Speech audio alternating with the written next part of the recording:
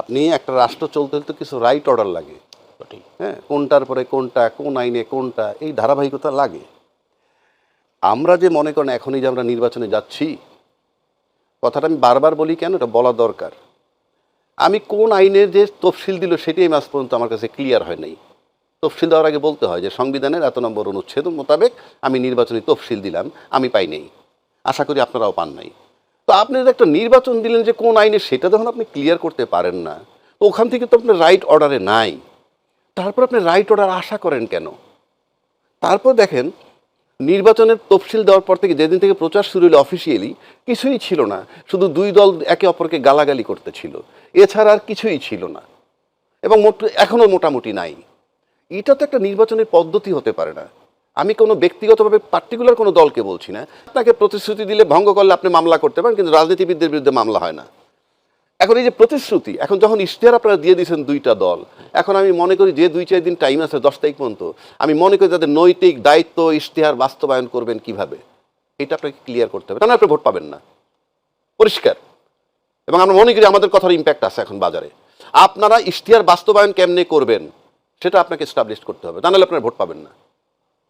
যেমন ধরেন, আমি একটা সিম্পল কথা বলি, এই দুর্নীতি বন্ধ করা, প্রথম হইল দুর্নীতি বন্ধ করা না, প্রথম হইল আমি দুর্নীতি করব না, এই অঙ্গীকার করা। একটা লোকেও বলে না দুর্নীতি বন্ধ করবেন। কোন দুর্নীতি? যেটা অতীতে হয়েছে ওইটা বন্ধ করার জন্য আপনার দরকার নাই, আপনি প্রথম আসেন দুর্নীতি বন্ধ করবেন না, সেটাই বলেন। কারণ দুর্নীতি বন্ধ করা মানে এই হয় না যে আমি দুর্নীতি করব না।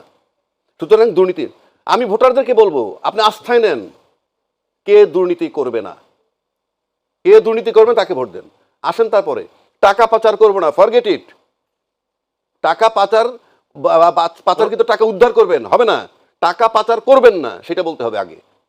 পাচার যেটা হয়েছে তো হয়েছে, কারণ টাকা পাচার যেটা হয়েছে, বাংলাদেশে কোনো রাজনীতিবিদ পয়দা হয় নাই যে নেক্সট ডে আইসা সেটা উদ্ধার করবে। ইউনূস সরকার যদি না পাইরে থাকে, আপনি যত ইউনূসের গালাগালি করেন, আমরা তার যে আন্তর্জাতিক কানেকশন, ব্যক্তিগত সম্পর্ক অনেক সময় কাজে লাগে, সে যদি না পারে, বাংলাদেশে এখন সেকেন্ড কোনো রাজনৈতিক নেতা পয়দা হয় নাই যে উদ্ধার করবে। সুতরাং আপনাকে বলতে হবে যে টাকা পাচার হবে না, অর্থাৎ পাচার যে টাকা হয়ে গেছে সেটার ফিরিয়ে আসার আপনারা পারবেন না, চ্যালেঞ্জ পারবেন না, আপনি যতই অঙ্গীকার করেন, কিন্তু আপনারা অঙ্গীকার করেন যে আর পাচার হবে না, গেল, বা আমরা পাচার করব না, ওই তো, আর আমরা পাচার করব না। থার্ড আসেন এই চাঁদাবাজি। কে চাঁদাবাজি করে ওই ব্যাখ্যা আমি যাচ্ছি না, উনি চাঁদাবাজি করে না আমি করি না আপনি করেন, আমার কাছে এটা কোশ্চেনই না। কারণ আপনি যদি চাঁদা না দেন, হ্যাঁ, তাইলে আপনি ধনী। কেন ধনী? আপনি যদি সারা বছরের সিস্টেম চাঁদার নামে যায়, সেই টাকাটা তো আপনার কাছে থাকবে। সুতরাং আপনি যদি সচ্ছল থাকতে চান, চাঁদাবাজকে ভোট দিয়েন না, পরিষ্কার, চাঁদাবাজকে ভোট দিবেন না। কে চাঁদাবাজ? আপনি যিনি চাঁদা দেন তিনি জানেন। সুতরাং এটা আমরা দেখতে চাই। 3 নম্বর আসেন, এই যে আপনি হাদির অ্যাটাকের কথা বললেন, হাদির যারা আন্দোলন করে তাদের উপর অ্যাটাক, আমার কাছে এখানে প্রশ্ন মার্ক। এই সরকার আসার পর অন্তত 300 আন্দোলন হয়েছে, রাফলি 250 থেকে 300 আন্দোলন হয়েছে গত 18 মাসে। শিক্ষকের আন্দোলন, ডাক্তারের আন্দোলন, প্রমোশনের আন্দোলন, বেতনের আন্দোলন, আনসারের, এইটা নানান আন্দোলন। কোন রাজনীতিবিদ, কোন রাজনৈতিক দল বলেননি একবারও যে তোমরা আস্তে আন্দোলন করো না, এই সরকার সেই ম্যান্ডেট নিয়ে আসে নাই, এই দরকার একটা নির্বাচন সংস্কার, নির্বাচন বিচার ইত্যাদি করে চলে যাবে। কোনো রাজনীতি দেখান আমারে কোনো রাজনীতিবিদ বলে নাই, কিন্তু আন্দোলনগুলো করে সব রাজনীতির ব্যানারে, সে যে দলেরই হোক। এই যে হাদির নামে নামছে, তার সেটা তো একটা ব্যানারে নামছে, ইন্ডিভিজুয়াল কোনো ব্যক্তি আন্দোলনের নামে না, এককভাবে এক বা 5টা ইন্ডিভিজুয়াল জড়ো হয়ে আন্দোলনে যায় না। সুতরাং এগুলো রাজনীতিবিদ, যে দলের রাজনীতি যারাই হোক তারা বলেন নাই। রাজনীতিবিদরা সবসময় মানে ধারাবাহিকতা রক্ষা করেন নাই, সরকারকেও সুস্থ থাকতে দেন নাই। এই যে আজকে হঠাৎ করে সরকার এত স্ট্রং হয়ে গেল, হ্যাঁ, সরকার যে স্ট্রং হয়ে গেল, সরকারের সাথে কি প্রশাসনে আদৌ সমন্বয় আছে? সমন্বয় থাকলে এরকম অ্যাটাক আগে হইল না কেন, এখন হচ্ছে কেন? আমি এটাও রাজনীতিতে বহুবার জিজ্ঞেস করতে বলছি যে আপনারা যে আমরা সরকারকে, সরকার তো এই আছে তাই ব্যবহার করতে পারেন, এটা আমি রাজনৈতিক কালচার দেখতেছি। এখন আসেন আমরা আশঙ্কা কেন দেখি, এই আশঙ্কাগুলো দেখতেছি এই যে এই সমস্ত কারণ যেগুলো আপনাকে বললাম। দেখেন আপনি একটা সম্প্রতি একটা ঘটনা, আজকে একটা স্টেটমেন্ট আসছে, জনগণ চাইলে শেখ হাসিনার সন্তানরাও রাজনীতিতে ফিরতে পারেন। আচ্ছা, এটা কি এটা এখন বলার সময়? আমি যদি একটা স্বাভাবিকভাবে চিন্তা করি, আপনি যতই উদার হন, যতই মহৎ প্রমাণ করতে চান আপনার নিজেকে, তাহলে এটা কি এখন বলার সময়? এটা কি আপনার ভোট বাড়বে? মাত্র 18 মাস আগের গন্ধ, 1200-1400 ছেলে মারা গেছে, 30,000 ছেলে পেলে আহত হয়েছে, তখন এইটা কি ক্যারি করবে? আমি ঠিক আমার মাথায় ধরে না। 1 2 নম্বর, এই স্টেটমেন্টটা তো অ্যাবসলিউটলি ফ্যাসিজমের পক্ষে যায়। ফ্যাসিজমের পক্ষে গেলে ভোটের বাজারে এটার ইম্প্যাক্টটা কি হইতে পারে? আমরা তো যাকে দায়িত্বশীল মনে করি, একটা ক্ষমতাশীল, যে ক্ষমতাটায় যেতে পারে, তার কাছ থেকে কি আমরা এরকম স্টেটমেন্ট আশা করতে পারি? হ্যাঁ, মানে তার মানে কি আমরা পারিবারিক রাজনীতি ফেরত আনতে চাই? যদি বলতো জনগণ চাইলে আওয়ামী লীগ রাজনীতিতে ফিরে আসতে পারে, এটা একটা প্রশ্ন। জনগণ চাইলে শেখ হাসিনার সন্তানরা, আমরা কি আবার পারিবারিক রাজনীতি ফেরত আনবো? I hate it like anything. পারিবারিক রাজনীতি কেন? রাজনীতিবিদরা চিৎকার করে বলেন যে রাজনীতির ব্যক্তিদের কাছেই রাজনীতি থাকা উচিত। একজন রাজনীতি ব্যক্তির সংজ্ঞা কি? রাজনীতিবিদের সংজ্ঞা কি? আমি চ্যালেঞ্জ, আপনি সংজ্ঞা দেন না। রাজনীতির সংজ্ঞা কি? বাবার মেয়ে রাজনীতিবিদ, তার ছেলে রাজনীতিবিদ, স্বামীর স্ত্রী রাজনীতিবিদ, এইভাবে সূত্র কেন? কারণটা কি? রাজনীতিবিদের সংজ্ঞাটা কি? একটা সংজ্ঞা লাগবে তো। আপনি যদি মনে করেন রাজনীতিবিদ মানি কোনোভাবে পাওয়ারে চলে যাওয়া, তাহলে তো সে ইউনূস সাহেব রাজনীতিবিদ, পাওয়ারে গেছে না। এইগুলা খুবই কষ্টদায়ক, এবং মানে আমরা পারিবারিক রাজনীতি আবার ফেরত আনতেছি, যেখান থেকে আমরা মুক্তি পেতে চাই। আর একটা জিনিস আপনি দেখেন, আপনি কি আশা করেন এই যে রাজনীতিতে যারা যাবে, সংসদে যারা যাবে, প্রথম বললাম কোন সংবিধানে গেছে তারা বলে নাই, কোন আইনের তফসিল হয়েছে আদৌ বলে নাই। 2 নম্বর হচ্ছে, আপনি গণভোট যদি কোনোভাবে পাশ না হয়, তাহলে এই যে নির্বাচনে যাওয়ার প্রক্রিয়াটাই থাকবে অবৈধ। গণভোটটা যদি হয়, তাহলে অন্তত সেইটার ইস্যুতে ঢুকতে পারবেন আপনি। যার জন্য একটা কথা আসছে, গণপরিষদ হবে আগে, ঠিক আছে? এইটা আপনি যত দ্রুত পারেন হইলে, সেটা আমি সেই বিতর্কে যাচ্ছি না পরে। তার আগে একটা জায়গায় আসেন, আমরা এখনও যদি বলি, আজকে একেবারে মডার্ন যুগে এসে এখনও স্টেটমেন্ট আছে, হাসান পাশ করছেন, অন্যান্য দলের নানান ব্যবসায়ীরা। এই যে রাজনীতির ধারার ভিতরে আমরা যাচ্ছি, এটা তো খুব বেদনাদায়ক। আপনি কিভাবে এই দেশটাকে ঠিক করবেন? আর আশঙ্কা তো থাকতেই পারে, কারণ এইরকম যদি বক্তব্য হয়। তারপরে আরেকটা জিনিস আপনি দেখেন, আপনি দ্বৈত নাগরিকত্ব অ্যালাউ করতেছেন, ঋণ খেলাপি সংসদে নেওয়ার জন্য নিশ্চিত হইতেছেন। আচ্ছা, আপনি আমাকে বলেন তো, আপনি তো জানেন আপনি ঋণ খেলাপি, আপনি তো জানেন যে আপনি ডুয়েল সিটিজেন আছে, আপনি আবেদনটা করেন কোন আক্কেলে? আপনার বাদ দিবে কি দিবে না সেটা পরের চ্যাপ্টার। আপনি আবেদনটা করলেন কোন আক্কেলে? আপনি আবেদনই তো করতে পারেন না, you are not qualified for application. তো আপনি তো করলেন, করার পর কি হবে? আপনি লিখে রাখেন, আজকে আমি বলে দিচ্ছি কি হবে। নাম্বার 1, যার দ্বৈত নাগরিকত্ব আছে সে বেকায়দা দেখলে দেশ ছেড়ে পালাবে, কারণ আমরা ইতিমধ্যে একজন দেখছি চলে গেছে, অলরেডি চলে গেছেন তার টিম নিয়ে। আর যিনি ঋণ খেলাপি হিসেবে আসছেন, উনি সংসদে গিয়ে প্রথমেই সব ব্যবসায়ী একত্রে কি এস্টাবলিশ করবেন, যারা পার্লামেন্টে গেলে যে সমস্ত শিল্প প্রতিষ্ঠান রুগ্ন হয়েছে সেগুলা ঋণ মৌকুফ করা হোক, এবং সেই তালিকায় তাদের শিল্পগুলা সব ঢুকবে এবং ঋণ মৌকুফ হয়ে যাবে। এই হলো দেশ, এই হলো পার্লামেন্ট, যেটা হতে যাচ্ছে। আপনি ঠিকই আছে, আমি তো এগুলো অনেক মানে ওনার সঙ্গে আমি একমত এই সমস্ত ব্যাপারে। আমি আগেও এগুলো বহুবার বলেছি যে একজন লোক ঋণ খেলাপি, তাকে কেন সবাই মিলে আদালতে যে আমরা প্রমাণ করবো যে আপনি ঋণ খেলাপি? ওনার তো সুইসাইড করা উচিত, আসলে লজ্জায়। ওনার তো লজ্জা করা উচিত। উনি টাকা নিয়ে টাকা ফেরত দিচ্ছেন না, তাও টাকা নিচ্ছেন কার কাছ থেকে? ব্যাংকের কাছ থেকে। ব্যাংকের টাকা মানে কি? জনগণের টাকা। জনগণের টাকা উনি নিয়ে ফেরত দিচ্ছেন না, আবার বুক ফুলে হাঁটছেন, আবার বলছেন যে না আমি ঋণ খেলাপি না, আদালতে ধারা অমুক ধারা তমুক ধারার মায়ের পেয়েছে, আমাকে ইলেক্টেড করো। তো এটা তো একটা মানে খুবই অপমানজনক ব্যাপার হওয়া উচিত। কিন্তু তাদের তো মান সম্মান জ্ঞান নাই, এই লোকগুলো কিন্তু কোনো মান সম্মান জ্ঞান নাই। কিন্তু তারপরে এমপি হওয়া চাই তাদের, চাই, কারণ তারা মনে করে জনগণ কি মনে করলো, কিভাবে আবহাওয়া রাজ্যে কি আমার সম্বন্ধে কি বললো না বলে কি আসে যায়, কি আমার পকেটে তো টাকা আছে, এটা চুরির টাকা হোক, ডাকাতির টাকা হোক, অথবা কোনো গুয়ের থেকে নিয়েছি টাকা, তো অসুবিধাটা কি? আমার টাকা হলেই চলে। যে এই লোকগুলির মানে চরিত্র বলতে কিছু নাই। কিন্তু আবার নির্লজ্জের মতো জানে টাকা সে জমা দেয় না, আবার নির্লজ্জের মতো যায় ব্যাংকে। এই একটা লোক একদম রাষ্ট্রীয় কি পয়েন্টে থাকবেন, নীতি নির্ধারণী অবস্থানে থাকবেন এবং রাষ্ট্রের লাভজনক পদে থাকবেন, সেই সমস্ত লোকজনদের দ্বৈত নাগরিকদের ওখানে বসানো ঠিক না। এটা হলো আমার বিবেচনা। আমার এর কারণটা হলো কি, যেহেতু তারা লাভজনক পদে থাকেন অথবা কি পয়েন্টে থাকেন, তারা এমন এমন সিদ্ধান্ত নিতে পারেন যেটা জাতির জন্য ক্ষতিকর হতে পারে। এই জন্য পরে যে তাকে ধরবে, জিজ্ঞাসা করবে, তখন আর দ্বৈত নাগরিক হওয়ার কারণে তাকে ধরতেও পারি না, সে উড়াল দিয়ে চলে যায় উড়াল দিয়ে। এবং এই ধরা তো উচিত আমাদের, কেউ একটা অন্যায় করলে আমি ধরবো না তাকে। এই যেমন ধর এই মুহূর্তে আশিক চৌধুরী নাগরিক হিসেবে আসবে যাবে, তো এই যে বিষয়গুলো এগুলো ঠিক না। যেমন আমার জাভেদ সাহেব যে আগের মনে করেন যে ভূমিমন্ত্রী ছিল, কিছু করতে পারছেন আপনি? হাসান মাহমুদ কিছু করতে পারছেন? পারেন নাই তো। আপনি শেখ হাসিনার কথা ধরেন, শেখ হাসিনার পুরো পরিবারের মধ্যে উনি নিজে ছাড়া আর সবাই তো দ্বৈত নাগরিক। ওনার বোন দ্বৈত নাগরিক, ওনার বোনের 3 বাচ্চা দ্বৈত নাগরিক, ওনার মেয়ে ওনার ছেলে তারাও দ্বৈত নাগরিক। তারা যদি জীবনে কোনোদিন এই দেশে না আসে, কোনো সমস্যা আছে? নাই তো। এদের কাউকে আপনি ধরতে পারবেন না। তো আমি সেই জিনিসটাই বলছি যে এটা উচিত না। আওয়ামী লীগের মন্ত্রীদের মধ্যে 90% লোক বিদেশে কোনো কোনো নাগরিক আছে, সেকেন্ড হোম আছে তাদের, মালয়েশিয়ায় আছে অথবা কানাডায় আছে, আছে তো, এটা সবাই জানে আছে। পররাষ্ট্রমন্ত্রী আমেরিকান নাগরিক আগে ছিল। এগুলো কোনো কথা? এটা হওয়া উচিত বলেন আপনি? হ্যাঁ, আবার একটু ওই বিষয়বস্তুতে ফিরতে চাই। উত্তাপ উত্তেজনা এবং সংশয় যেহেতু, সুষ্ঠু নির্বাচন আয়োজনে সরকারের ভূমিকা খুবই গুরুত্বপূর্ণ। অ্যাডভোকেট আবু হেনা রাজ্জাকী, আপনি যদি বলেন এই সরকারের কাছে কেমন ভূমিকা দেখছেন? না, আপনি যদি ওইভাবে বলেন সরকারের ভূমিকা মানে এটা নিঃসন্দেহে অত্যন্ত গুরুত্বপূর্ণ, যে সরকারই যখন থাকুক। ওইটাই বলতেছি যে আলটিমেটলি তো সরকারের উপরে, এবং সরকার শিফট করে দেয় নির্বাচন কমিশনের উপর। এখন নির্বাচন কমিশনের দিকে যদি আমরা তাকাই, এবং নির্বাচন কমিশন একা কিছু করতে পারে না, সরকার একা কিছু করতে পারে না, প্রশাসন একা কিছু করতে পারে না, সবার কম্বিনেশন, সবার কোঅপারেশন যদি হয়। আমরা যদি একটা জিনিস লক্ষ্য করেন আপনি, যে আমরা কিছুদিন আগে বিশ্ববিদ্যালয়গুলোর নির্বাচন দেখছিলাম। আচ্ছা, বিশ্ববিদ্যালয়ের নির্বাচনগুলায় জয়লাভ করছে শিবির। আচ্ছা, কেন করছে ওইসব আলাপের জায়গা এই মুহূর্তে এটা না, বাট তারা জয়লাভ করছে। ইভেন মাসুদ কামালি একটা ইয়েতে টকশোতে বলছিল যে এই যে ছাত্রী হলগুলো, সেখানেও শিবিরের, তাই না, শিবিরের সবাই পাশ করছে। আমরা টকশোতে এসে শুনছি যে বিশ্ববিদ্যালয়ের যে নির্বাচন, সেগুলো জাতীয় পর্যায়ে কোনো প্রভাব ফেলে না। অতীত রেফারেন্স আছে তার সাথে। কিন্তু আমরা একটা জিনিস লক্ষ্য করে দেখলাম, যখন শাহজালাল বিশ্ববিদ্যালয়ের নির্বাচন হইতে গেল, তখন কিন্তু একটা পর্যায়ে ইসি থেকে একটা চিঠি হইল। চিঠিটা কি?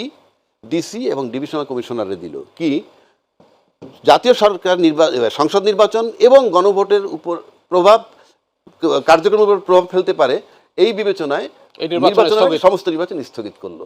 তাহলে নির্বাচন কমিশন এই কথাটা বলার পরে নির্বাচনগুলো স্থগিত হয় নাই, করতে গেছিল, ফাইনালি হাইকোর্ট থেকে বাদ দিল। কিন্তু এই কথাটা আসলো কেন? এটার মালিক তো উনি না, ওই নির্বাচনগুলোর মালিক তো উনি না। উনি কি মনে করেন যে আমরা নির্বাচন শব্দ লেখা থাকলে ওটার মালিক উনি হয়ে গেলেন? তাহলে অযোগ্য। দেখেন তারা মানে এ পর্যন্ত একটা বই হলো কি জানেন, অযোগ্য হটে স্বাভাবিক। এতে আমি খুব একটা অবাক হই না। এই কারণে 1 নম্বর হলো তাদের তো কোনো পূর্ব অভিজ্ঞতা নাই। উচিত ছিল কি জানেন, উচিত ছিল এই নির্বাচন, এটা থেকে জটিল নির্বাচন, আমাদের ইতিহাসে সবচেয়ে জটিল নির্বাচনগুলির মধ্যে একটা হলো এবার নির্বাচনটা। কারণ এখানে আপনি ধরেন মানুষের প্রত্যাশা বেশি, অনেক বছর পরে একটা নির্বাচন হচ্ছে যেখানে সবাই ভোট দিতে পারবে। আবার অন্যদিকে এই নির্বাচনে আরেকটা নির্বাচন জুড়ে দেওয়া হয়েছে, গণভোট, যে কারণে মানে মানে ওদের এই জিনিসটা ঝামেলা বাড়বে। কিন্তু অনেকে আবার ওই গণভোটটা আবার ম্যাক্সিমাম মানুষ বোঝে না। কিন্তু এই জটিলতাগুলি মিলিয়ে কিন্তু এটা একটা জটিল নির্বাচন। তো সেই নির্বাচনটা করার জন্য এদের তো মিনিমাম অভিজ্ঞতা দরকার ছিল। আপনি দেখবেন যে কোনো জটিল পরীক্ষা না, পাবলিক এক্সামিনেশন যখন হয়, এসএসসি এইচএসসি হয় না, আপনি দেখবেন যে কোচিং করে না, ওরা কিন্তু একটা মক টেস্ট নেয়, হুবহু পরীক্ষার মতো একটা টেস্টটা নেয়। ওই টেস্টে কি কোনো দরকার আছে? দরকার আপনাকে মাথায় রাখতে হবে। নির্বাচনের মূল সমস্যাটা হলো প্রেশার। এই যে আপনাদের টেলিভিশন চালান, আমি তো নিজেও 10 বছর সরাসরি টেলিভিশনের নিউজ রুমে ছিলাম, এবং আমি দেখেছি তো যে আমাদের নিউজ রুমের মূল বিষয়টা কি? প্রেশার। যে আমার এই সময়ের মধ্যে এই জিনিসটা দিতে হবে, আবার এর মধ্যে চেঞ্জ আসবে, ওটাকে চেঞ্জ করতে হবে ওই টাইমের মধ্যে, যেন আবার দর্শকেরও না বুঝে যে কোনো সমস্যা হচ্ছে। এই যে প্রেশারটা, এটা কিন্তু বিরাট বিশেষজ্ঞের কোনো কাজ না, কিন্তু সময়ের মধ্যে সময়ের কাজটি করতে হবে। তো নির্বাচন কমিশন তো সেই প্রেশারটা নিতেই পারলো না একবারও। তারা যদি 2-1টা স্থানীয় নির্বাচন করতে পারতো, তাকে এই সরকার করতে দেয় নাই। আমি তো মনে করি যে ওই সময় আগে ইলেকশনের আগে, এই ইলেকশনের আগে বিভিন্ন আপনার বিশেষ করে মেয়র ইলেকশনগুলো, পৌরসভা ইলেকশনগুলো, সিটি কর্পোরেশনগুলো হয়ে যেতে পারতো। হলে হতো কি এদের একটা প্র্যাকটিস করতে পারতো, কিছু তো করে নাই। আমার প্রশ্নটা ছিল আবু হেনা রাজ্জাকীর কাছে যে সুষ্ঠু নির্বাচন আয়োজনে সরকারের ভূমিকা খুবই গুরুত্বপূর্ণ। কেমন ভূমিকা আপনি দেখছেন মাসুদ কামাল? খুব খারাপ ভূমিকা। শ্রেষ্ঠ খারাপ নির্বাচন হবে, শ্রেষ্ঠ হবে মানে শ্রেষ্ঠ মানে খারাপ অর্থে শ্রেষ্ঠ। কারণ উনি নিজেরও, ওনারও কোনো অভিজ্ঞতা নাই, ওনার খেলে একটা কাজ যদি পারেন ভালো, সেগুলো মিষ্টি মিষ্টি কথা বলতে পারেন। ওই মিষ্টি মিষ্টি কথার থেকে উনি বলছেন যে শ্রেষ্ঠ নির্বাচন দিবেন।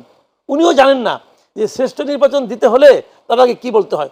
উনি নির্বাচনের কথা বলে নির্বাচনের তারিখ ঘোষণা করে তারপর উনি বলতেছেন যে উনি আশা করেন এই ছাত্রদের দল অনেকগুলি এমপি হবে, এই ছাত্রদের দল থেকে শিক্ষামন্ত্রী হবে, উনি বলতেছেন। তো এর চেয়ে বড় পক্ষপাতের তার কী হতে পারে বলেন আপনি? এর চেয়ে বড় পক্ষ, উনি যখন একটা দলের পক্ষে বলেন, তখন এর চেয়ে বড় পক্ষপাত তো আসে কিছু, তাই তো? তারপরে ওই ছাত্রদের পক্ষে যা কিছুই ঘটবে, যা কিছুই ঘটছে, যা কিছু ঘটেছে ইতিমধ্যে সব কিছুর সঙ্গে কিন্তু মানুষ কি করছে, প্রধান উপদেষ্টাকে জড়িয়ে ফেলছে। কারণ মানুষকে সন্দেহ করার একটা সুযোগ উনি নিজেই করে দিয়েছেন। তো উনি তো একটা পক্ষপাত, এবং বিশেষ করে হানা ভোট নেওয়া, রেফারেন্ডাম নেওয়া, ওনার সরকারের পক্ষপাতিত্ব তো এখন সরকারে থাকবেন, ফলটা যে পোর্শন থেকে হোক, যার দিক থেকেই হোক, আলটিমেটলি লায়াবিলিটিসটা তাকে নিতে হবে। এটাই বিধান। নির্বাচন কমিশনের ব্যর্থতার দায় সরকারকেই নিতে হবে, কারণ উনি তো নির্বাচন কমিশনের রোদ দিচ্ছেন, নিয়োগ দিচ্ছেন, সুতরাং তার রেসপন্সিবিলিটি তো অবশ্যই আছে। কিন্তু আমি একটু যোগ করতে চাই এখানে, যে প্রশাসনটা যে এই সরকারকে কোঅপারেট করে নাই, এবং না করার কারণে প্রশাসন কোঅপারেট করে নাই, তার বদৌলতে কিন্তু এটা আমি হাতে আঙ্গুল দিয়ে দেখাই দিচ্ছি, কিন্তু আমরা রাজনৈতিক দল, কারণ যে সরকারটা টেম্পোরারি আসছে চলে যাবে, তাকে কোঅপারেশন করার দায়িত্ব আমাদের ছিল। সবাই বলে ছিল, করছি আমরা, কিন্তু এটা আমাকে অ্যাকশনে বুঝতে হবে। যেমন ধরেন সাবেক মন্ত্রী আব্দুল মোমেন, পররাষ্ট্রমন্ত্রী, আপনি বোধহয় দেখছেন তার ভিডিওগুলা সম্প্রতিকালে। ডক্টর আব্দুল মোমেন লুকিয়েছিলেন অনেক মাস, লুকিয়েছিলেন কয়েক মাস, এবং তারপর 8 পালিয়ে মাস গেছেন পরে, সহযোগিতায়। 8 মাস পরে, অর্থাৎ সেই 5ই আগস্টের পর থেকে 8 মাস পরে সে বের হয়েছেন। আচ্ছা, কিভাবে বের হয়েছেন বিবরণটা উনি দিচ্ছেন। উনি 6 বার সিম বদল করছেন, 5-7 বার বাসা বদল করছেন, ওনার পরচুলাটা ফেলে দিছেন, দাড়ি রাখছেন, সব কিছু মিলে একটু অবয়ব চেঞ্জ করছেন, এইভাবে ছিল। প্রশাসন তাকে টাইম টু টাইম কোঅপারেট করছে, এবং প্রশাসনের সহযোগিতায় সে বের হয়ে গেছে 8 মাস পর। তার মানে তার যে সিম 6 বার বদল হয়েছে, এইটা প্রশাসন টাইম টু টাইম পেয়েছে। বাসা বদল হয়েছে, সেটাও টাইম টু টাইম প্রশাসন পেয়েছে। তা আপনি যদি একটা ভালো নির্বাচন উপহার দিতে চান, তাহলে প্রিকন্ডিশনের ভালো প্রশাসন, যেই প্রশাসন এখনো আব্দুল মোমেন সাহেবদেরকে সহযোগিতা করে, এবং তিনি বলছেন বিদেশে বসে, আমরা কিন্তু এখানে বসে নাই, আমরা ইনক্লুসিভ নির্বাচন করার জন্য নানানজনকে লেখালেখি করছি বলছে, এবং বিদেশি দূতাবাসেও লিখছি, অন্যান্য দায়িত্বশীল পর্যায়ে যে ব্যক্তি বিদেশে তাদেরকে লিখছি। তাহলে আপনি চিন্তা করেন, 8 মাস পরে সে বেরোইছে প্রশাসনের কোঅপারেশন নিয়ে। যতজন বেরোইছে প্রশাসনের কোঅপারেশন নিয়ে, সেনানিবাসে 626 জন আটক হয়েছিল, বা আটক না, আশ্রয় নিয়েছিল, তারাও পর্যায়ক্রমে বেরিয়ে গেছে। সুতরাং আব্দুল মোমেনরা যখন কোঅপারেট করছে, তাদের তো কোঅপারেশন না পাওয়ার কিছু নাই। তাহলে আপনি তো 8 মাস যাবত ওই প্রশাসনকে, ওই আওয়ামী লীগের পতিত শক্তির লোকজনগুলাকে কোঅপারেট করছে। কে যেতে পারে, তা ক্ষমতায় কে যেতে পারে আমি ভালো করেই জানি। আমাদের দেশে এই নির্বাচনে কি হবে জানি না, কিন্তু অতীতগুলো আমাদের রেকর্ড আছে যে প্রশাসনের একটা রোল থাকে। তো যেই প্রশাসন আব্দুল মোমেনকে 8 মাস যাবৎ সহযোগিতা বের করে দিচ্ছে, সেই প্রশাসন তো নিশ্চয়ই চিন্তা করবে আব্দুল মোমেন সাহেবদেরকে কিভাবে পুনর্বাসন করা যায়, এবং কে ক্ষমতায় আসলে পরে তাদেরকে পুনর্বাসিত করা যাবে, এটা নিশ্চিত হয়ে সেই পক্ষে কাজ করবে। কিন্তু যদি সেটা না পারে, কোনো কারণে ব্যর্থ হয়, তাহলে নির্বাচনটা নিয়ে সন্দেহ বা আশঙ্কা আছে। ফিরবো আপনার কাছে। যে প্রশাসন আব্দুল মোমেনদের সহযোগিতা করে, সেই প্রশাসন ওই দলকে ক্ষমতায় আনতে চাইবে যে দল ওই মোমেনদেরকে পুনর্বাসন করবে, কি বলবেন মাসুদ কামাল? না, এটা আমি এতটা সহযোগিতাভাবে দেখি না। কেন কি, ওরা চেষ্টা করে, হয়তো ওরা মনে মনে ভাবে, তাহলে তো এর মধ্যেই করতো, কিন্তু মনে মনে মনে মনে খাওয়ার ভাবে তো কোনো যদি সুযোগ কখনো নাই। সেরকম অনুকূল সময় আসে, যা দেখছি তাই বললাম। যখন কোনো অনুকূল সময় আসবে, মানে তারা তো পালাতে সাহায্য করছে। হয়েছে কারামলে, আওয়ামী লীগের আমলে প্রমোশন হয়েছে কারামলে, আওয়ামী লীগের আমলে। আওয়ামী লীগ জামাতের লোককে প্রমোশন দিচ্ছে, আওয়ামী লীগ বিএনপির লোককে প্রমোশন দিচ্ছে। এরা এখন নিজেদেরকে বলে বেড়াচ্ছে যে আমি বাধ্য হইয়া আওয়ামী লীগ, আমি বাধ্য হইয়া বিএনপি, এগুলি বলে বেড়াচ্ছে। ভাই, এগুলি আমি বাধ্য হয়েছিলাম, এগুলি বলতেছে। আসলে এরা সবাই একই। আমার কথা হলো কি, আপনি যখন প্রশাসনের মধ্যে দল খুঁজতে যাবেন, প্রশাসনের একদম শীর্ষ, আমি যেটা প্রথমে বলেছিলাম, একদম শুরুতেই বলছিলাম যে প্রশাসনের এগুলি চেঞ্জ করা সম্ভব ছিল কিভাবে, নতুন সরকার আসার পরেই যারা সচিব ছিল, কারণ হয় কি, সচিব পদটা হয় মানে 100% পলিটিক্যাল আনুগত্য না থাকলে কেউ সচিব হতে পারে না বাংলাদেশের ইতিহাসে, এটা দেখা গেছে। যেটা আপনি যদি সবগুলি সচিবকে সরাই দিতেন, তাহলে সবার জন্য কিন্তু প্রফেশনাল হওয়ার একটা সুযোগ থাকতো। কিন্তু এরা করছে কি, তার না কইরা ওটাকে আরো বেশি পলিটিক্যাল করছে। কিভাবে, 10 বছর আগে কে বিএনপির ছিল তারা নিয়ে আসো, 20 বছর আগে কে রিটায়ারমেন্ট দেওয়া হয়েছিল তাকে নিয়ে আসো। আইনে নাকি ওগুলি কি হয়েছে, বিএনপির লোক আনছে, জামাতের লোক আনছে। যখন প্রশাসন পলিটিক্যাল হয়ে যায়, তখন সরকার পতনের সঙ্গে সঙ্গে পুরো প্রশাসনটাকে পাল্টাতে হয়। তো আমাদের তো সেটা করার মতো মানে সামর্থ্য নাই। আমরা কিন্তু করবো, মনে করেন আজকে 5 বছরে একটা লোক, মনে করেন আপনার জয়েন্ট সেক্রেটারি হলো, গভর্নমেন্ট চেঞ্জ হলো, আপনার জয়েন্ট সেক্রেটারি বললেন কালকে থেকে তুমি পাবলিক, সে কালকে থেকে পাবলিক হয়ে গেল। তাহলে কি করবে, সে চিন্তা করবে যে আমার 5 বছরই আয়ু, তো মাল যা কামানোর 5 বছরের মধ্যেই কামাইতে হবে। রাইট, তো লুটপাটের একটা কম্পিটিশন শুরু হয়ে যাবে কিন্তু। হিসাব বদলে যাবে আর কি। তো এইগুলি হয় না, একটা প্রফেশনাল ব্যুরোক্রেসি তৈরি করতে হয়, এবং সেটা করার প্রথম এবং প্রধান হলো আপনার কাজ হলো এটাকে পলিটিসাইজ করা যাবে না, আর দক্ষতা যোগ্যতা মেধার ভিত্তিতে এটা করতে হবে। হ্যাঁ, রাইট, নিয়োগ দিতে দেখেন না হবে। দক্ষতা কি করছে। এই গত বিসিএস দেখলাম যে সেটা ফার্স্ট হয়েছে, তাকে তো বাদ দিয়ে দিলেন আপনি। ভাই, দলীয় পরিচয় একজন লোক অনেক কিছু হতে পারে, দলীয় পরিচয় দিয়ে ফার্স্ট হওয়া যায় না। করতে গিয়ে বাধার সম্মুখীন হইল, আর্মি তাকে বাধা দিছে, জাস্টিফাইড, যে কারণে বাধা দিছে ওটা সঠিক। কিন্তু বডি ওয়ার্ন ক্যামেরার যে ছবিটা বের হয়ে গেল, জুলকার নায়ার সাহেব যেটা প্রকাশ করলো, এটা তো যাওয়ার কথা নয়। তাহলে তো যেই নিরাপত্তার অজুহাতে তাকে ঢুকতে দিলাম না, সেই নিরাপত্তা বা সিকিউরিটি যাই বলেন না কেন, সেটা হচ্ছে সিক্রেট থাকলো না। এবং আরও কিছু যে বের হয় নাই, আমি কেমনে জানবো? আমি বিশ্বাস করতে চাই বের হয় নাই, কিন্তু ওটা তো বের হয়েছে। আর্মির তো অনেক রকম স্ট্র্যাটেজি থাকে, সেটাও বের হইতে পারে। নির্বাচনের সময় কি প্ল্যান হবে সেটা সিক্রেট থাকবে, তার কি গ্যারান্টি? Number one. আপনার আশঙ্কা কি নির্বাচন সংঘাতময় হয়ে উঠবে? সেটা বলছেন। আরেকটা কথা বলেনি, সেনাবাহিনী যেটা মাঠে থাকলেই ঠিক হয়ে যাবে বলতেছেন, 15 মাস যাবৎ কিন্তু সেনাবাহিনী মাঠে মেএসটিসি পাওয়ার নিয়ে ছিল। এখনো কিন্তু বলা যায় না যে 100 ভাগ অস্ত্র উদ্ধার, লুটের অস্ত্র উদ্ধার হয়েছে, এখন পর্যন্ত বলা হয় নাই। তাহলে 15 মাস থাকবে না, 3 দিনের ভিতরে থেকে যাবে, এটা আমার কাছে মানে, আমি নির্বাচন হয়ে যাক সেটা ভিন্ন কথা। আমরা আলোচনা করতেছি যে প্রশাসন যে কতটা মানে অ্যাবসলিউট হয়েছে, বা প্রশাসন কতটা কঠিন হইতে পারবে বা করতে পারবে, আমি তার কোনো নিশ্চয়তা দেখছি না। আমি মানে এখন নির্বাচন যদি হয়ে যায়, সেটা যেহেতু সব পক্ষ চায়, সুতরাং তাদের স্বচ্ছতার কারণে নির্বাচনটা হয়তো ভালোভাবে উঠে যেতে পারে। ধন্যবাদ আপনাকে। আমরা একেবারে এই অনুষ্ঠানের শেষ পর্যায়ে আপনার কাছে যে প্রশ্নটি রাখতে চাই, এই নির্বাচনের সার্বিক প্রেক্ষিত বিবেচনায় কে ক্ষমতায় যেতে পারে বলে আপনি মনে করেন? সেটা আমি জানি না, তবে এখানে নির্বাচন যেটা হচ্ছে, একজনের হারানোর ভয়, আরেকজনের পাওয়ার চেষ্টা। হারানোর ভয় কার? যারা অতীতে ক্ষমতায় ছিল, এবং তাদের যে অবয়ব, তাতে মনে হয় যে পাওয়ারে যাওয়া তাদের জন্য তারা আশাবাদী। সুতরাং তারা যদি পাওয়ারে যায়, it will not be a surprising issue. কিন্তু যদি কোনো কারণে নির্বাচনের রেজাল্ট চেঞ্জ হয়ে যায়, এটা তাদের জন্য হবে পেইনফুল। তবে এইবার নির্বাচনে যেহেতু প্রতিদ্বন্দ্বী একে অপরের সাথে বিএনপি বনাম জামাত, অথবা বিএনপি জোট বনাম জামাত জোট, সেখানে বিএনপির একটা অতীত ইতিহাস আছে। তারা 2 টার্ম বা 3 টার্ম না, 3বার হয়েছে প্রধানমন্ত্রী, 2 টার্ম ফুল ক্ষমতায় ছিল। সুতরাং সেটা পর্যালোচনা করার সুযোগ ভোটারদের আছে, নাম্বার 1। নাম্বার 2, এবার নির্বাচন বিএনপির বলতে হবে এই অতীতে আমরা করেছি কি, সেই ভালোটা তুলে আনতে হবে জনগণের কাছে, সামনে আমরা এই করব। আর জামাতের বেলায় অ্যাডভান্টেজ হইল, সে কখনোই ক্ষমতায় ছিল না, সুতরাং সে শুধু বলবে আমি এই করব। এই দুটো পার্থক্য আছে। আরেকবার ফিরবো আপনার কাছে, মাসুদ কামাল, কি বলবেন আপনি? কে যেতে পারে ক্ষমতায়, কার কি সম্ভাবনা?